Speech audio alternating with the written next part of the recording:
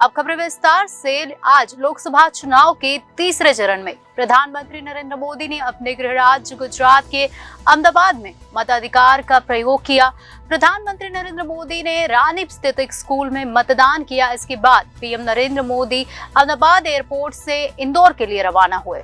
लोकसभा चुनाव तीसरे चरण में प्रधानमंत्री नरेंद्र मोदी ने अहमदाबाद में वोट डाला। पीएम मोदी ने वोट डालने के बाद कहा कि आज हमारे देश में दान का बहुत महत्व है और उसी भावना से देशवासियों को अधिक से अधिक मतदान करना चाहिए।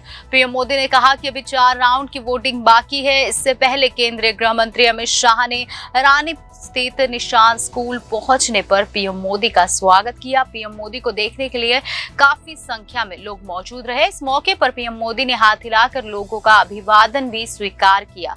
पीएम मोदी ने इस मौके पर एक छोटी बच्ची को, एक छोटी बेटी को प्यार से दुलारा। पीएम मोदी ने वोट डालने के बाद कहा कि लोकतंत्र में मतदान सामान्य दान नहीं है, हमारे देश में दान का एक महत्व है और उसी भाव से देशवासी ज्यादा से ज्यादा वोट करें। आज तीसरे चरण का मतदान है। अभी 3 सप्ताह चुनाव चलेगा और 4 चरण बाकी है। मैं मतदाता के नियमित रूप से यहीं पर मतदान करता हूं, ये कहा पीएम मोदी ने। बीजेपी के उम्मीदवार के तौर पर अमित भाई यहां से चुनाव लड़ रहे हैं। अभी मुझे कई राज्यों का दौरा भी करना है। मैं देश के मतदाताओं का आभार व्यक्त कर रहा हूं जो उत्साह से भाग लेते हैं। मैं चुनाव आयोग अभिनंदन करता हूं कि देश में पहले 2 चरणों में हिंसा की कोई घटना सामने नहीं आई है। पीएम मोदी ने कहा कि आयोग ने समय के साथ चुनाव व्यवस्था को आधुनिक बनाया है, वोटर फ्रेंडली किया है। दुनिया के देशों को इससे सीखना चाहिए। पीएम मोदी ने चुनाव ड्यूटी में लगे सुरक्षा बलों और मतदान कर्मचारियों का भी आभार व्यक्त किया। निशान स्कूल के बाहर पीएम मोदी के बड़े भाई सोमा भाई पटेल भी मौजूद रहे। उन्होंने पीएम मोदी का स्वागत किया। पीएम मोदी के बाद उनके बड़े भाई सोमा भाई मोदी ने वोट डाला। प्रधानमंत्री नरेंद्र मोदी मतदान करने के लिए 6 मई रात को गुजरात पहुंच गए थे। पीएम मोदी ने राजभवन में रात्रि विश्राम के बाद सुबह अहमदाबाद के रानीप स्थित निशान स्कूल में वोट डाला। इससे पहले उन्होंने सोशल मीडिया प्लेटफॉर्म एक्स पर लोगों से बड़ी संख्या में मतदान की अपील की। पीएम मोदी ने लिखा कि तीसरे चरण के सभी मतदाताओं से मेरा आग्रह है कि वो अधिक से अधिक संख्या में मतदान करें और वोटिंग का एक नया रिकॉर्ड बनाए। आप सभी की सक्रिय भागीदारी लोकतंत्र के इस महोत्सव की रौनक और बढ़ाएगी।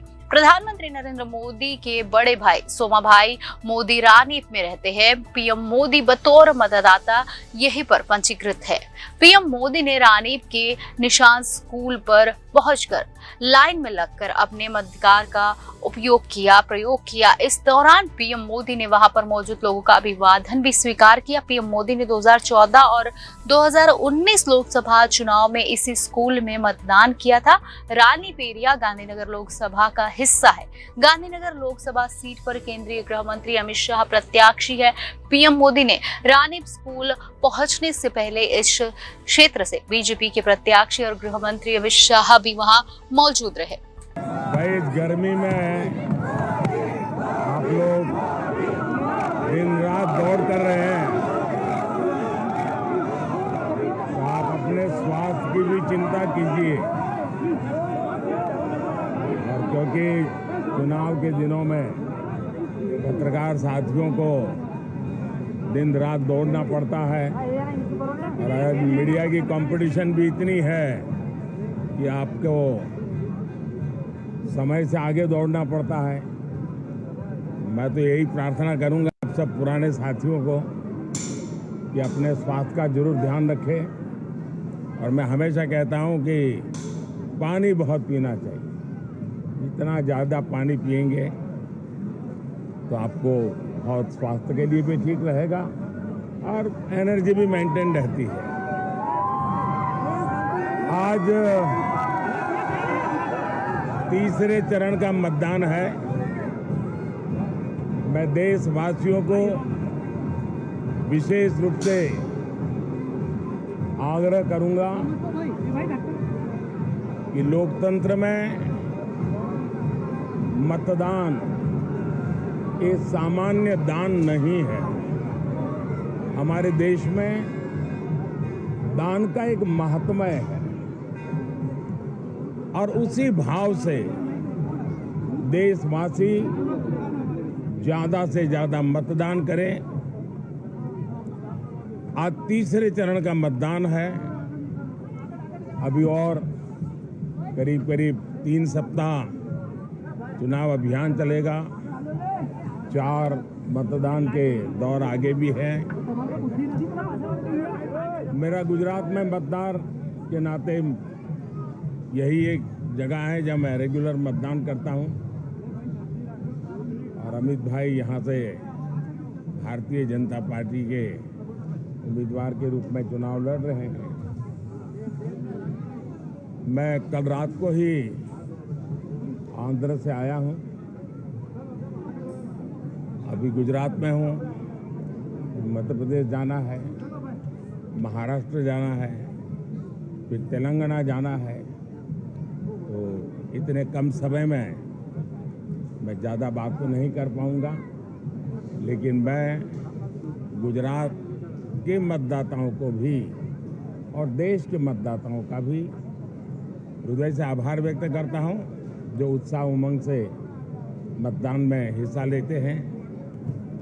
आज ये गुजरात देश के मतदाताओं का भी हृदय से आभार व्यक्त करता हूं, जो उत्साह उमंग से मतदान में हिस्सा लेते हैं। आज ये गुजरात में લોકતંત્રનો ઉત્સવ છે। આનંદની વાત એ છે કે પહેલા 2 ચરણમાં જે મતદાન થયું છે, હું ઇલેક્શન કમિશનને પણ અભિનંદન આપીશ, દેશના સુરક્ષા બલોને પણ અભિનંદન આપીશ અને ચૂંટણીની વ્યવસ્થામાં જોડાયેલા વહીવટી અધિકારીઓને પણ અભિનંદન આપીશ કે પહેલા 2 ચરણમાં